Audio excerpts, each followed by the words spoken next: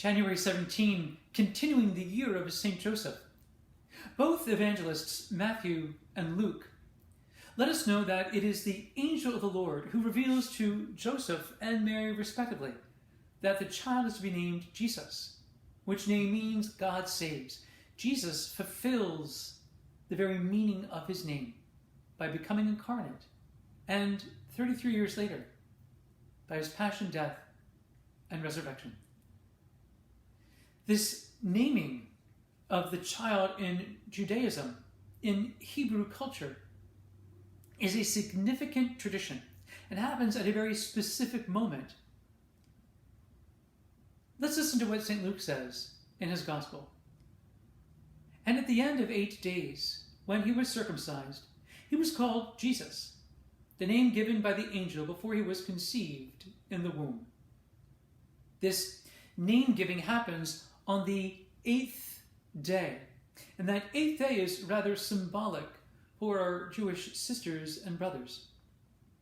It is the completion of the week and the beginning of a whole new time, a whole new day, a whole new life. That Jesus is circumcised means several things. Our Jewish sisters and brothers recognize that the fulfillment of the commandments are what are known as mitzvahs. And the first and foremost mitzvah is for a child, a male child, to become Jewish. He needs to be circumcised. We see that with Abraham. God makes the covenant with him. He must be circumcised. So must all in his household who are male. Every child thereafter, every male child thereafter, was circumcised to be part of the covenant of God. Circumcision indicates that that male child is a child of the covenant and has as his father Abraham. 2, it also lets us know Jesus is fully human. He must be. If he were not true flesh and blood, he could not be circumcised, nor could he shed his blood at the circumcision, which also reveals to us the foreshadowing of Christ's self-gift of all of the shedding of his blood on the cross. This circumcision is but the first spilling of this sacred and precious blood, and foreshadows what will happen 33 years later. Why, though, is Jesus circumcised in the first place? In addition to his being a child of the covenant, that he's becoming a member of the Jewish community and truly becoming Jewish, Hebrew, an Israelite, because of this sacred rite, this sacred mitzvah. Because he is taken there by Joseph and Mary.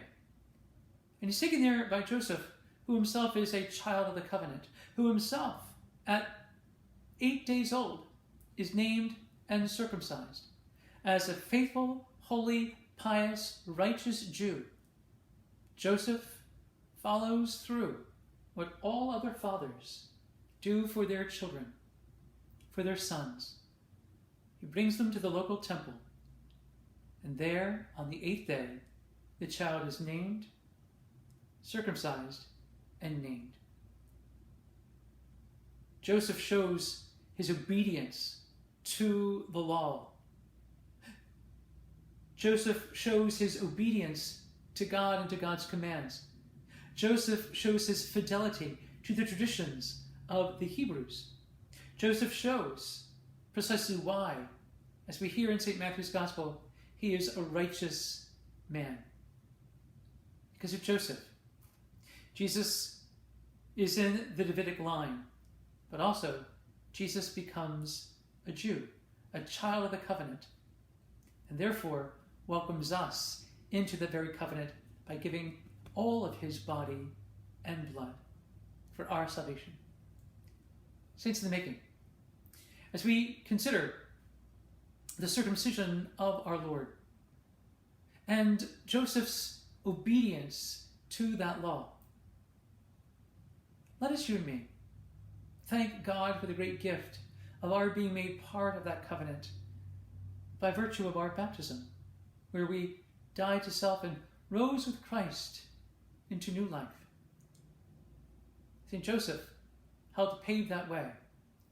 So therefore, my dear friends of Christ, that our hearts swell with gratitude by making space for grace.